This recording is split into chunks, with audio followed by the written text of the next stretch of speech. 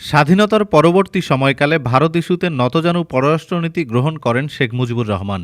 এরপর শহীদ প্রেসিডেন্ট জিয়াউর রহমান সেই অবস্থান থেকে সরে শক্তিশালী পররাষ্ট্রনীতি গ্রহণ করেন, কিন্তু তার পরবর্তীতে আর কেউ সেই অবস্থান ধরে রাখতে পারেনি। পট পরিবর্তনের মধ্য দিয়ে ২০০৮ সালের ২৯ ডিসেম্বর ক্ষমতায় এসে হাসিনা ভারতের কাছে দেশের সর্বস্ব বিলিয়ে দেন। এ বিষয়ে তিনি নিজেই বলেছেন, ভারতকে যা দিয়েছি সারা জীবন মনে রাখবে। ভারত একচেটিয়া বাংলাদেশের গুরুত্বপূর্ণ ইস্যুগুলোয় শেখ হাসিনার সহায়তায় ইচ্ছাকৃত হস্তক্ষেপ করে গেছে।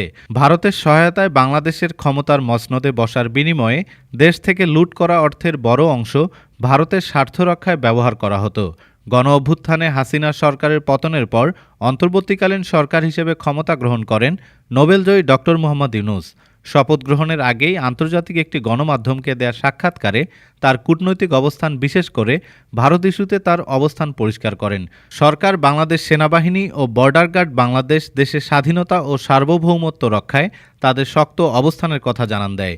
গত ৪ মাসে সরকারের নানা পক্ষে ভারত বুঝতে সক্ষম হয় এখন আর বাংলাদেশে তাদের হস্তক্ষেপ চলবে না, বরং বাংলাদেশের সাথে তারা যত ভালো সম্পর্ক রাখবে তাদের ব্যবসা বাণিজ্য ও অখণ্ডতার জন্য ততই মঙ্গলজনক হবে।